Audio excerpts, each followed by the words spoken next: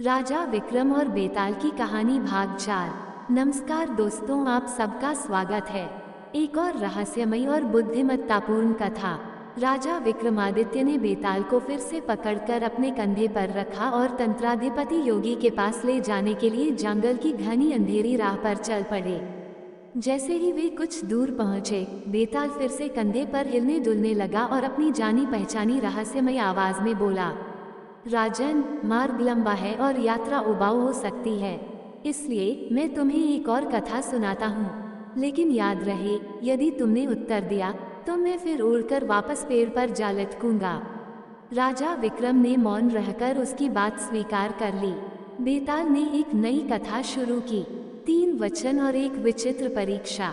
बहुत समय पहले कौशल राज्य में एक पराक्रमी और न्यायप्रिय राजा महेंद्र सेन शासन करता था। उसकी एकमात्र संतान थी राजकुमारी मालिनी, जो जितनी सुंदर थी उतनी ही विद्वान और तेज बुद्धि की भी थी। जब वह विवाह योग्य हुई तो राजा ने घोषणा की कि जो भी 3 कठिन परीक्षाएं पास करेगा वही राजकुमारी से विवाह करेगा। ये सुनकर दूर दूर से वीर, विद्वान और राजा राजकुमारी का हाथ पाने के लिए कौशल राज्य में आए। राजा ने सभा में सभी को संबोधित किया और कहा, जिस भी राजकुमार या विद्वान को राजकुमारी से विवाह करना हो उसे 3 वचन निभाने होंगे। यदि वह इनमें असफल रहा तो उसे राज्य से निष्कासित कर दिया जाएगा। सभा में बैठे सभी लोग ध्यान से सुनने लगे। पहला वचन, धैर्य की परीक्षा। राजकुमारी ने पहला प्रश्न रखा, यदि जीवन में ऐसा समय आए कि तुम्हें अपना सब कुछ खोना पड़े, धन, मान, प्रतिष्ठा, तो क्या तुम धैर्य बनाए रख सकोगे? कई राजकुमारों ने तुरंत हाँ कहा, लेकिन राजकुमारी ने उन्हें तुरंत अस्वीकार कर दिया। तब एक साधारण वेश में खड़ा युवक बोला, धैर्य तभी साबित होता है जब परीक्षा का समय आता है। मैं इसका उत्तर तभी दूंगा जब मेरे धैर्य की परीक्षा ली जाएगी। राजकुमारी मुस्कुराई और बोली, स्वीकार है। दूसरा वचन, सत्य की शक्ति। राजकुमारी ने दूसरा प्रश्न पूछा, यदि कभी तुम्हें ऐसा अवसर मिले कि झूठ बोलने से तुम्हें लाभ हो और सत्य बोलने से हानि, तो तुम क्या चुनोगे? इस बार भी कई राजकुमारों ने तुरंत कहा, हम हमेशा सत्य बोलेंगे। लेकिन वही युवक बोला, सत्य की शक्ति पर केवल वचन देना पर्याप्त नहीं, उसे सिद्ध भी करना पड़ता है। जब ऐसा अवसर आएगा तभी मेरा उत्तर सार्थक होगा। राजकुमारी ने उसकी बुद्धिमत्ता को सराहा और कहा, स्वीकार है। तीसरा वचन, प्रेम और त्याग की परीक्षा। अब राजकुमारी ने अंतिम और सबसे कठिन प्रश्न पूछा, यदि तुम्हें अपने प्रेम और अपने कर्तव्य में से किसी एक को चुनना हो तो क्या तुम प्रेम का त्याग कर सकोगे? कई राजकुमारों ने उत्तर दिया, हम कर्तव्य को ही चुनेंगे। लेकिन वही युवक बोला, जिस दिन ये कठिनाई आएगी उस दिन ही मेरा उत्तर सही होगा।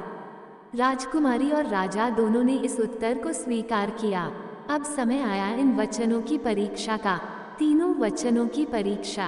पहली परीक्षा, धैर्य की कसौटी। कुछ ही दिनों बाद युवक पर एक झूठा आरोप लगा कि उसने महल के खजाने से चोरी की है। राजा ने क्रोधित होकर उसे कारागार में डालने का आदेश दिया। युवक बिना किसी विरोध के जेल चला गया।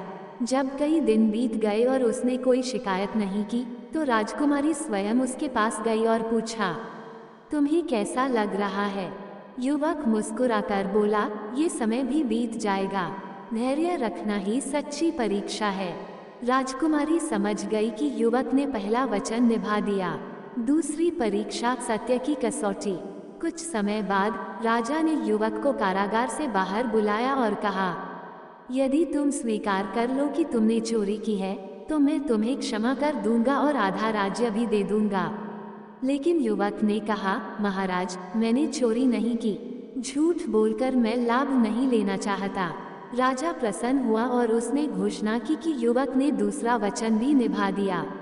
तीसरी परीक्षा, प्रेम और त्याग की कसौटी। अब आई अंतिम और सबसे कठिन परीक्षा।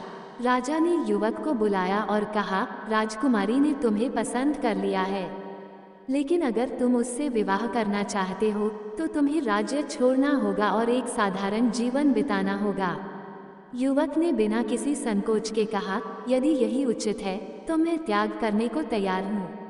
राजा और राजकुमारी दोनों ही उसकी निष्ठा से प्रभावित हुए।